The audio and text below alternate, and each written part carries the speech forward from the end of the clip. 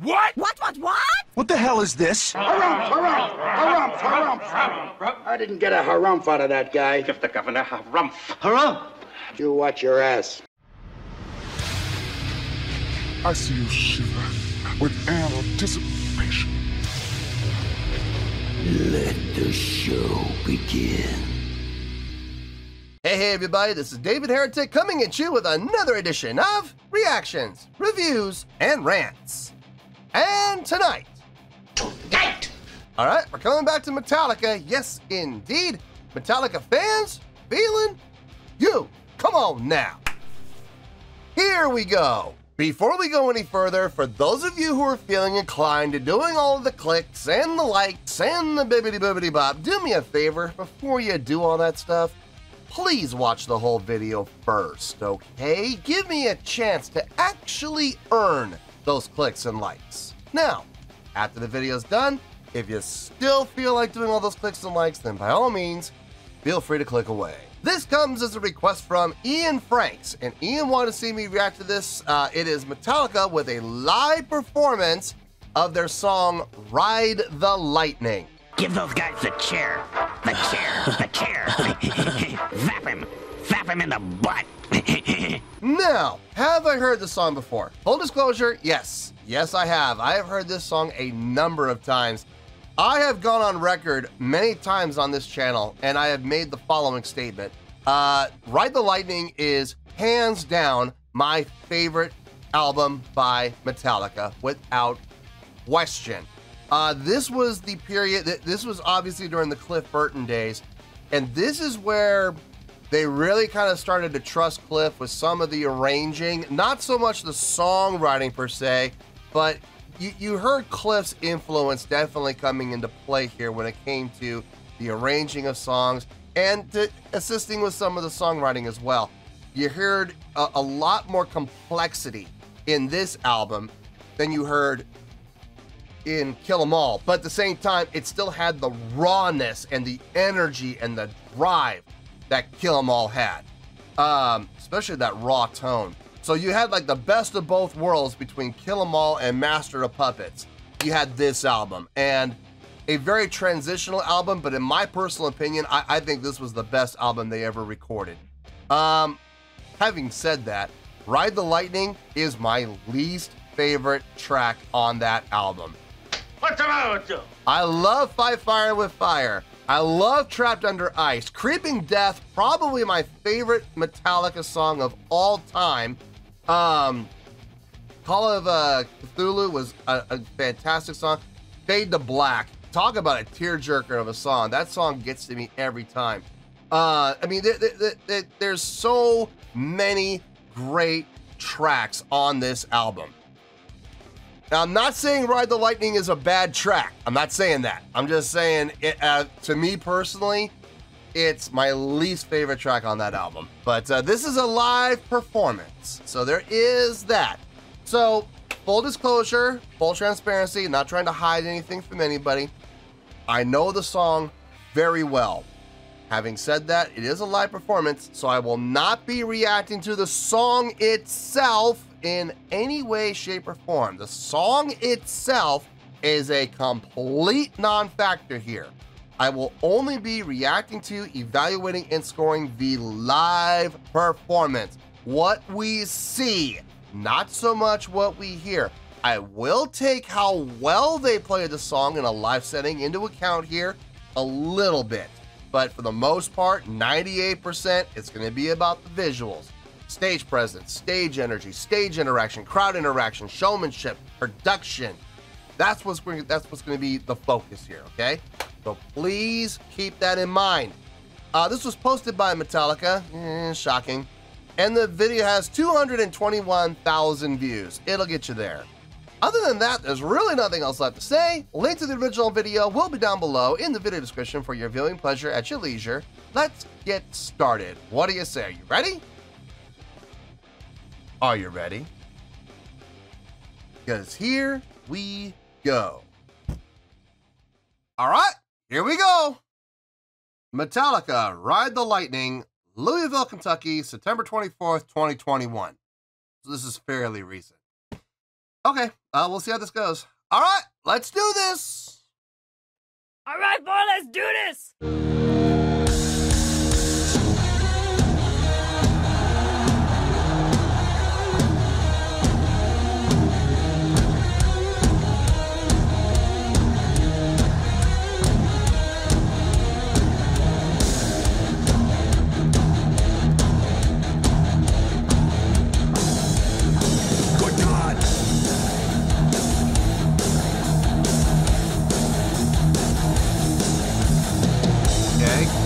Stage interaction, good.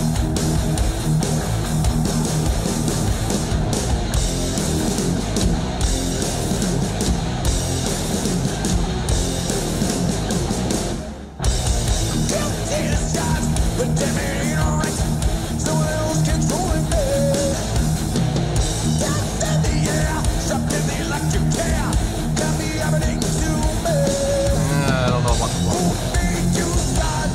That's better.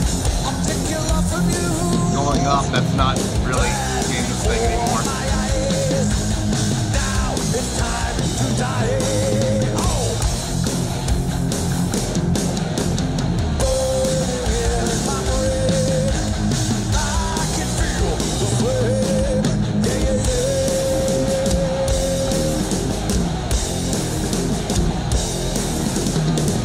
Wait for the sign, just like this was your death. The beginning of the end. Sweat, chilling cold is how I'm set to fall. Consciousness, my only friend. My fingers grip with fear.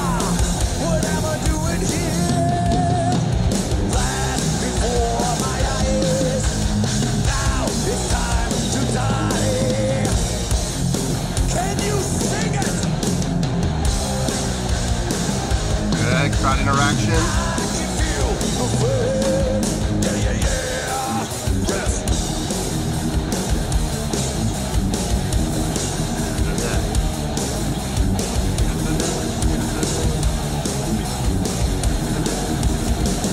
Someone help me.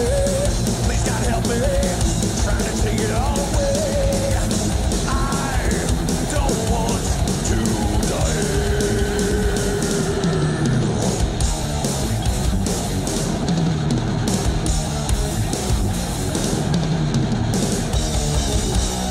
Louisville, we need your help out there. Follow me. Hey, hey, hey, hey, hey, hey, hey, hey.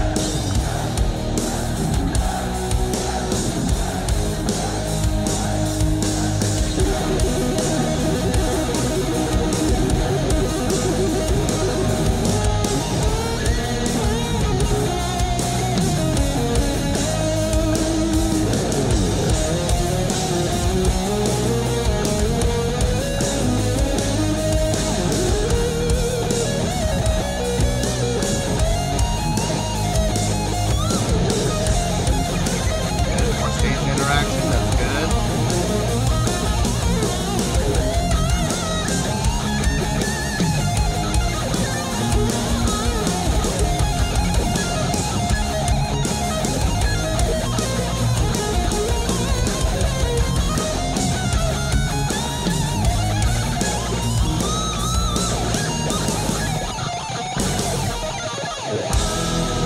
And second half.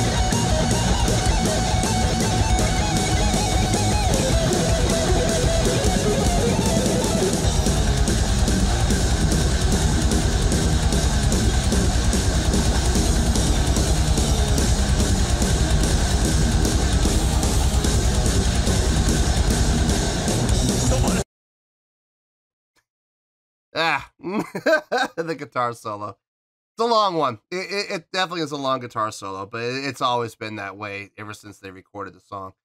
Gotta say, I'm actually pleasantly surprised by what I'm seeing. Stage presence is there, stage energy's there, stage interaction. I wasn't expecting that, but I've seen it twice now. Between Rob and James and between Kirk and Lars. So that's nice to see. It's definitely nice to see. So we got that check. Crowd interaction, check. Showmanship, sort of. I guess you could call that showmanship. You know, the interacting with the crowd, the call and response. Sure, you can call it that. Production, none. But that's okay. Look, Metallica's never been known for being a production-based band. So, I mean, they bring the energy themselves. So, does it need production? No. Nah, they don't really need production. They've never been a production-style band. So, I mean, production's nice, but, you know, if they're able to bring the energy themselves, which they always have been able to do, there's really no need for it. It's not a necessity. So, that's fine. I've always said production is like the bonus points check mark. So unless you're a production-based band, then you better have production, and it better be good. No, it's from what I can see, from what I have seen so far, I'm happy with what I've seen, and it sounds good. I think this might be the best sounding live recording of Ride the Lightning I think I've heard. We'll talk a lot more about that in the review, I promise. But, you know, as far as my memory serves, this is the best live performance that I've heard them do of this song. I've heard a couple, I've heard a few, and this definitely sounds the best. So, anyway, let's keep going here. Help me, please God help me, trying to take it all away. I don't want to die.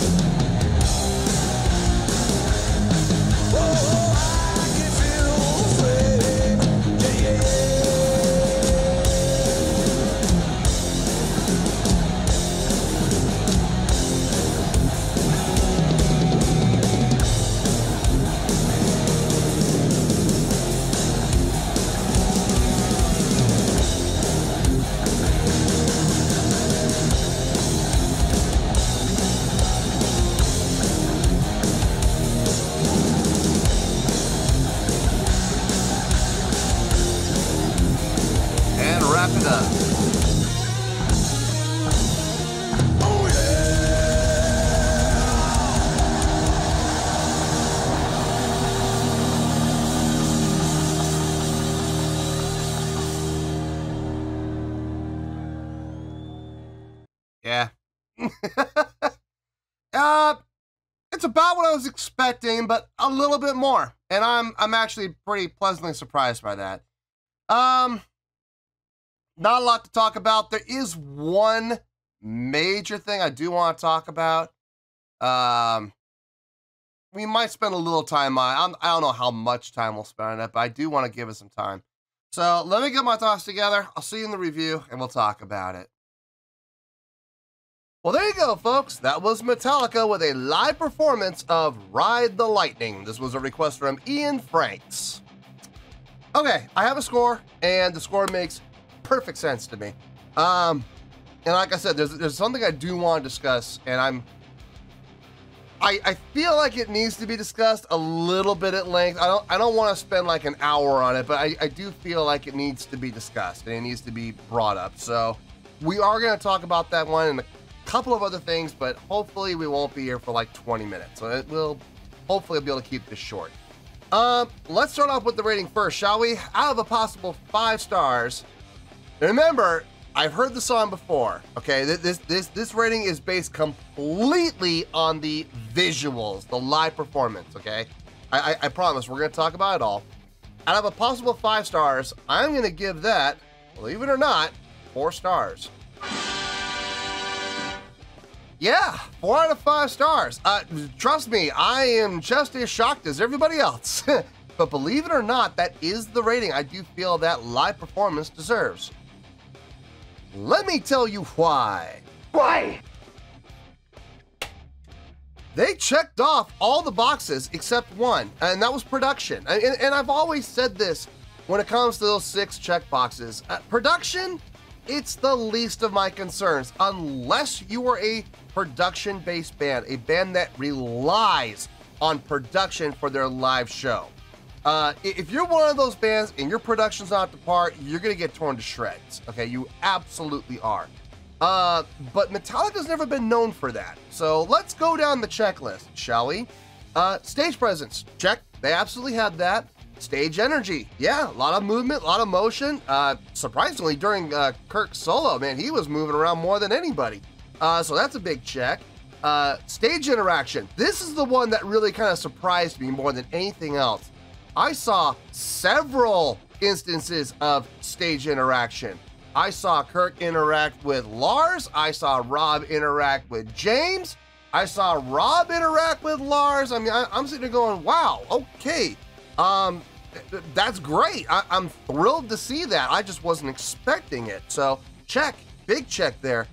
Crowd interaction. Metallica's been known pretty much from the day one to have great crowd interaction. So I wasn't surprised by that, but I was glad to see they did it still, so check. Showmanship, yeah, I would say that was there for sure. Between Kirk and James, and surprisingly enough, Lars and Rob, yeah, I mean, they all did it. They all contributed to the showmanship, so yeah, check. They got the big 5.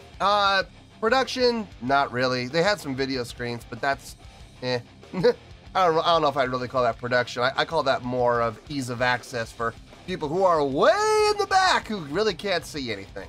So there's that. But I mean, there was like no pyro, no cryo, nothing like that. So and that's okay. That's perfectly fine. Like I've always said, production for most bands is bonus points, and they really didn't need any. The playing sounded good. Playing sounded solid. They played the song exactly pretty much. There were some variations in Kirk's solo. But the structure of the song was exactly like it is on the album. The direction of the song is exactly how it is on the album. They didn't extend anything out or anything like that. They played it pretty much exactly like it is on the album. And that's fine. There's nothing wrong with that, okay? There's absolutely nothing wrong with that at all. James vocals going up like that at the beginning of each line, of each vocal phrase. I think he should have just stayed where in his natural voice and just, put a little more emphasis on it. When he did go up, it did thin out a little bit. It sounded a little pinched. So I was like, yeah. So anyway, that's just how I feel about it. The thing I want to discuss, and I know I might get some criticism for saying the following, but I honestly don't care because I have felt this way about this song for a long, long time. And this is a great opportunity for me to talk about it and get it off my chest. I love the album Ride the Lightning. I think, in all honesty, I really and truly believe it's the best album, the best sounding album that Metallica ever wrote. Maybe not the most impressive from a songwriting standpoint, but as far as tone, I love it. I absolutely love it. It has the rawness of Kill 'Em All, but you start to see some of the complexity and some of the theory coming through, thanks to Cliff, that we see far more of in Master of Puppets. So it's like a marriage of the two. I love this album. It is, without a doubt, my favorite song, my favorite album from Metallica. And there are so many great songs on this album. Having said that, Ride the Lightning is my least favorite song on that album. I'm not the biggest fan of the song. And the thing is, you look at that album and you look at their typical live shows, right? Usually in their live shows, they will play For Whom the Bells Toll, they will play Creeping Death, and they will play Fade to Black. Almost every single time when they play live, you can almost bet on those 3 songs being in the set list, okay? And they all came off that album. Now, there are some other great songs on that album that I personally think would translate well to live. I think they would. Trapped Under Ice is the first one to come to mind. I really think that song would translate well live. Escape, I don't know about that song. Fight Fire with Fire, if they can pull it off in a live setting, that is a fast song. That's faster than Whiplash. If they can pull it off, yeah, sure, why not? Do it. I love that tune. Call of Cthulhu, it's an instrumental. I don't know how well that's going to translate in a live setting. But I mean, it could, maybe. I would have to hear it. Ride the Lightning. Every time I have heard Ride the Lightning performed live, it doesn't matter if it's Metallica or a cover band or a tribute band or whatever. It could be Metallica themselves. Number one, Metallica doesn't play Ride the Lightning live very often. There's a reason for that. It doesn't translate well to a live performance. And that's nothing that Metallica is doing wrong. It's nothing that any tribute band is doing wrong. It's never going to sound as full and as rich as it does on the album.